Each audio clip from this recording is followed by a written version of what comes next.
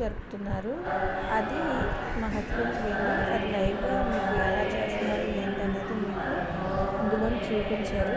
అలాగే ఇవాళ ఆ గాయత్రి హోమాలు జరపడానికి కారణం ఏంటో అక్కడ ఉన్న పంతులు గారి ద్వారా ఆయన మాటల్లో కూడా మీకు ఇందులో చూపించారు.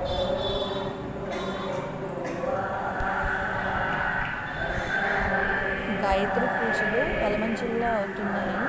వాటి గురించి క్లుప్తంగా అక్కడున్న నాగేశ్వరరావు గారు గాయత్రి హోమాలు జరిపిస్తున్నారు. వాటి గురించి ఆయన మాటల్లోనే మనం విందాం.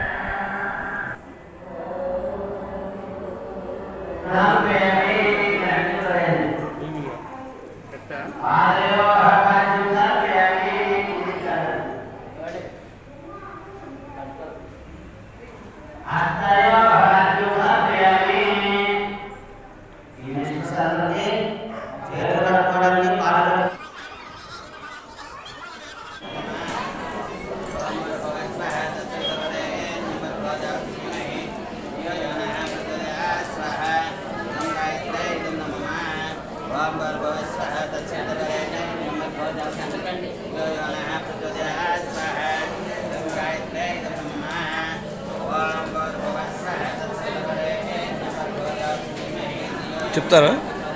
లాస్ట్లో అయిపోయింది చిన్న బిట్ చాలండి మాకు. అది మళ్ళీ ఆఫ్ చేసి ఆన్ చేస్తాను ఉంటుంది. 2 ముక్కలు గాయత్రీదేవి అమ్మగారు పుట్టినరోజు మీరు మాట్లాడాలి.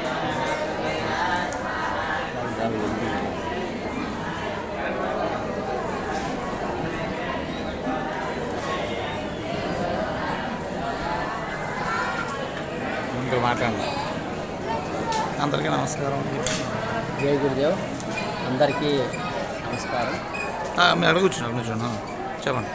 ఈరోజు గాయత్రి జయంతి సందర్భంగా యలమంచి దేవ పరివార్ సామూహిక గాయత్రి జపం 24 కుండీల గాయత్రి మహాయజ్ఞం చేస్తున్నాము. మా యజ్ఞం యొక్క లక్ష్యం పండిత్ శ్రీరామ్ శర్మాచార్య మాతా భగవతీదేవి డాక్టర్ మారల శ్రీరామకృష్ణ లక్ష్యమైనటువంటి మనిషి దేవతగా మారి బుద్ధి స్వతంగా మారని లక్ష్యంతో యజ్ఞం చేస్తున్నాము. తద్వారా భూమి మీద సత్యుడు స్వర్ణిక ప్రస్తుతి భూమి మీద ఏర్పడి భారతదేశం జగతిస్థానం వహించాలని ఈ యజ్ఞం లక్ష్యంగా చేస్తున్నాము. గాయత్రి మంత్రం విశేషమైనటువంటి కామధేనువు కల్పవృక్షము పాపనాశినటువంటి గాయత్రి మంత్రం అందరూ చేయడం వల్ల వారిలో ఉన్న దైవత్వం వికసించి మనిషి దేవతగా మారి ఈ బుద్ధి స్వతంగా మారుతుంది.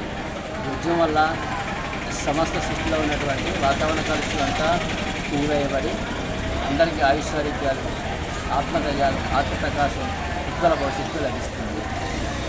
దేవ పరివార లక్ష్యం ప్రతి వ్యక్తిలోనూ కూడా విశేషమైన శక్తి ఉంది. ఆ శక్తిని మేల్కొల్పి వారిని దేవమానవులుగా మార్చడమే మా యొక్క దేవ పరివార లక్ష్యం.